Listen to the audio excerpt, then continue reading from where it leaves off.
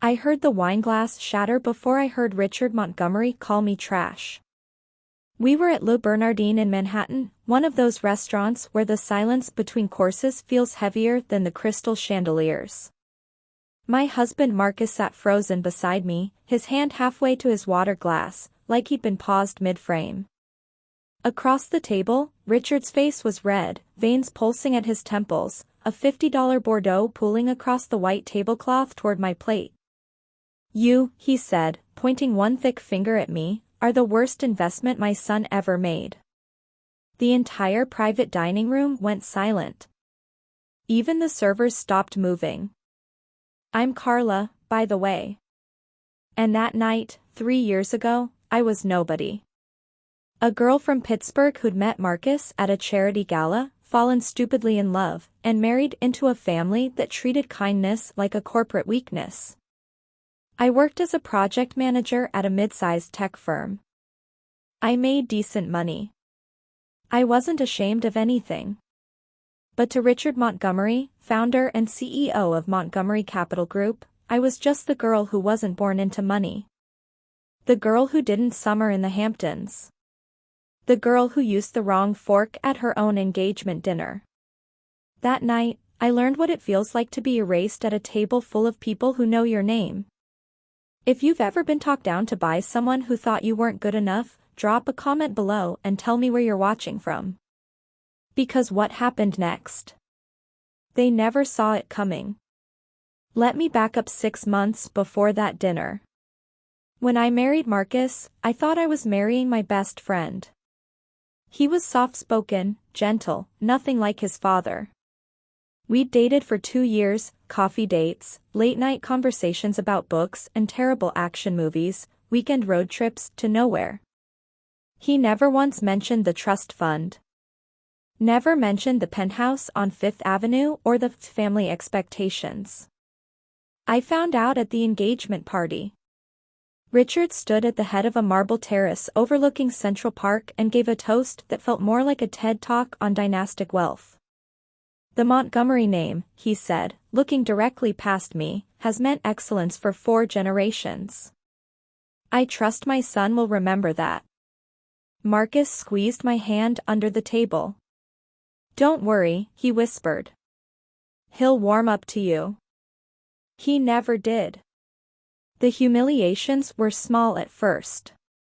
Richard would introduce me as Marcus's companion at events, even after the wedding. He'd talk business over family dinners and cut me off mid-sentence if I tried to contribute. Once, at a gallery opening, I overheard him tell a colleague, "My son married for love. I'm sure it'll pass." I told myself it didn't matter. I had Marcus. I had my career. I didn't need Richard's approval. But 6 months into our marriage, something shifted. It started when I got promoted. I'd been leading a major product launch at my company, a data analytics platform that ended up getting acquired by a West Coast venture firm for $42 million. My cut, including stock options and performance bonuses, was just over $3 million. I called Marcus first. "We did it," I said, breathless. "Carla, that's incredible," he said. I could hear the smile in his voice. "Let's celebrate. I'll call my parents, we'll do dinner at Le Bernardin." I should have known better. The dinner started fine. Richard and Diane, Marcus's mother, a woman who smiled like it was part of her skincare routine, arrived 10 minutes late. Richard ordered for the table without asking what anyone wanted. When the first course arrived, he leaned back in his chair and said, "So, Carla. Marcus tells me you've had some good fortune at work." Good fortune felt dismissive, but I smiled. "We closed a big acquisition. It's been a 2-year project." Richard swirled his wine. "40 million, Marcus said." 42. "And your take?" I hesitated. Marcus nodded encouragingly. "A little over 3 million." Richard laughed. Not a polite chuckle, a sharp, cutting bark. 3 million. That's adorable. Diane touched his arm. Richard. No, really. He leaned forward. Carla, do you know what I made last quarter? 68 million. In profit. Not a buyout. Not cashing out stock options like some lucky middle manager. Profit. My throat tightened.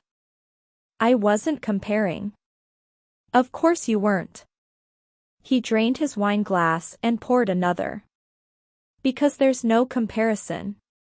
You come from a world where 3 million is life-changing money. I come from a world where it's a rounding error. Marcus finally spoke. Dad, that's enough. Is it? Richard's voice rose. Because I've been patient, Marcus. I've watched you play house with this girl for a year and a half. I've smiled through the charity events and the family photos. But let's be honest. He turned to me, his eyes cold. You're not one of us. You never will be. You're a project. A phase. And the sooner you accept that, the better. That's when I said it. At least I earned my money. The table went silent. Richard's face darkened. He picked up his wine glass, and I swear, I didn't think he'd actually throw it. But he did. It didn't hit me. It hit the table, exploded in a shower of glass and red wine, and for one frozen moment, everyone just stared. Then Richard stood. You, he said, his voice shaking, are trash. You're using my son for access to a world you'll never understand. And when he finally wakes up, you'll go crawling back to whatever suburb you came from. He threw $200 bills on the table. Dinner's on me. As always. And he left. Marcus didn't defend me. Oh, he apologized later. In the car, in the elevator, in our apartment where I locked myself in the bathroom and cried until my ribs ached. He said his father was drunk. Said he'd been under stress. Said he'd talk to him. But he didn't stand up for me when it mattered. That night, sitting on the cold tile floor, I made a decision. I wasn't going to beg Richard Montgomery to see me as human. I wasn't going to wait for Marcus to grow a spine. I was going to become the thing Richard feared most. Someone more powerful than him. Here's what most people don't know about billionaires: they're not untouchable. I spent the next 3 months learning everything about Montgomery Capital Group. I read shareholder reports. I tracked acquisitions. I studied Richard's business model, his blind spots, his ego-driven mistakes. Montgomery Capital was a private equity firm specializing in distressed retail acquisitions. Richard would buy struggling department stores, strip them for assets, flip the real estate, and walk away. It was efficient. It was brutal. And it was starting to fail. Because the retail landscape had changed. E-commerce was eating physical stores alive. Richard's playbook, buy low, sell the buildings, liquidate inventory, didn't work when nobody wanted the buildings anymore. His last 4 acquisitions had lost money. He was covering it with older holdings, but the cracks were showing. I knew because I started talking to people. Analysts. Former employees. A recently fired CFO who was very willing to share details over coffee in Brooklyn. Richard's ego won't let him pivot, she said. He thinks he can ride this out. But the board's getting nervous. How nervous? She smiled. Nervous enough to listen to the right offer. I didn't tell Marcus what I was doing.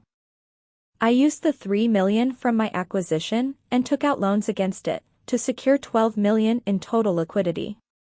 Then I approached a venture group in San Francisco that specialized in hostile takeovers of legacy firms.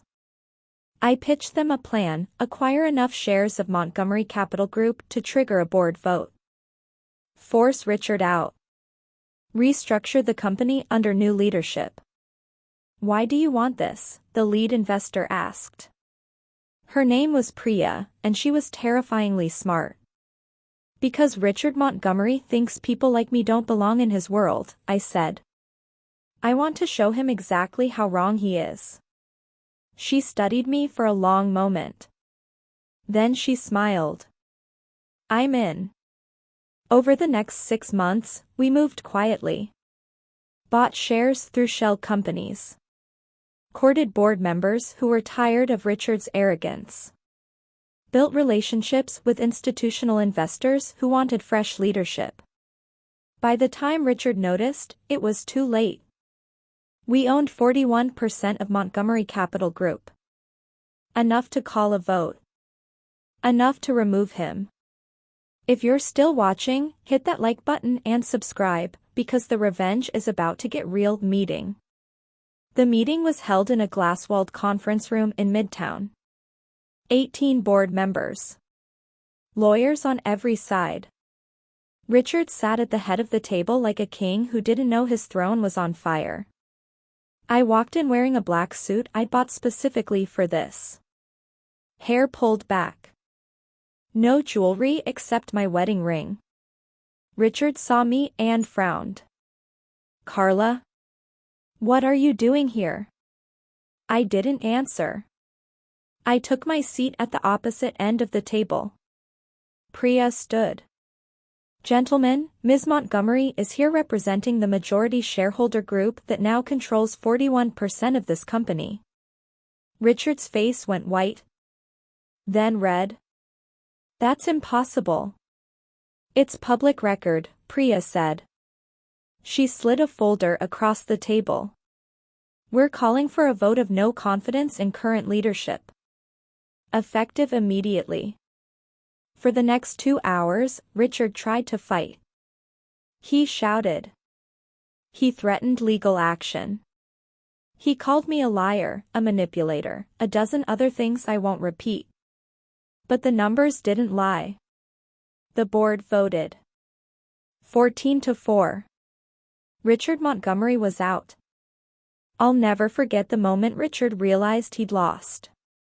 He stood at the head of that table, his lawyer whispering urgently in his ear, and for the first time since I'd met him, he looked small. You can't do this, he said. His voice cracked. This company is my legacy. I corrected. Past tense. His eyes locked on mine. Why? Why would you do this? I leaned forward. Because you called me trash, Richard.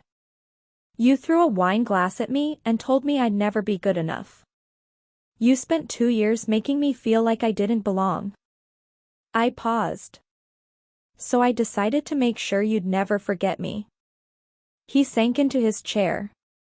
Effective immediately, Priya continued, Carla Montgomery will serve as interim COO while we transition leadership. The company will restructure its holdings, pivot to e-commerce partnerships, and divest failing properties. Richard looked at Marcus, who'd been silent the entire meeting. You knew about this? Marcus shook his head slowly. He looked as shocked as everyone else. Richard stood. He didn't say another word. He just walked out. Marcus and I separated 3 weeks later. Not because I wanted to hurt him, but because when I needed him to stand beside me, he'd chosen silence. And I couldn't build a life with someone who wouldn't fight for me. We're divorced now. It was amicable, if heartbreaking. He sent me a letter months later that said, I'm proud of you. I'm sorry I wasn't braver. I kept the letter. Richard tried to sue. He lost. Tried to discredit me in the press. That backfired when 3 former employees came forward with stories of his verbal abuse and financial mismanagement. Montgomery Capital Group is now called Apex Partners. We're profitable again. We've shifted into tech-forward retail solutions, sustainability-focused real estate, and minority business partnerships. Richard's legacy became something better than he ever imagined.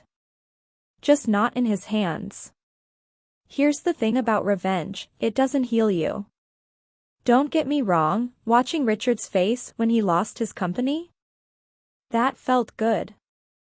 But the nights after were still lonely. The divorce still hurt. And no amount of corporate victory could undo the fact that I'd loved someone who wasn't strong enough to love me back.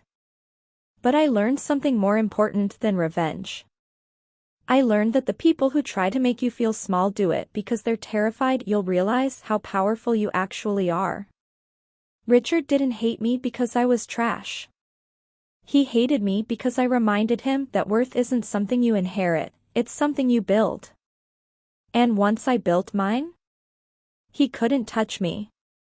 So if someone's ever made you feel like you don't belong, like you're not smart enough, rich enough, good enough, remember this, they're wrong. And one day, if you choose to, you can prove it. Not for them. For you. Before you go, leave a comment and let me know, have you ever had to walk away from people who didn't see your worth? I read every single one. And if this story hit home, please subscribe, I've got more to tell. Thanks for listening. This is Carla. And I'm done being underestimated.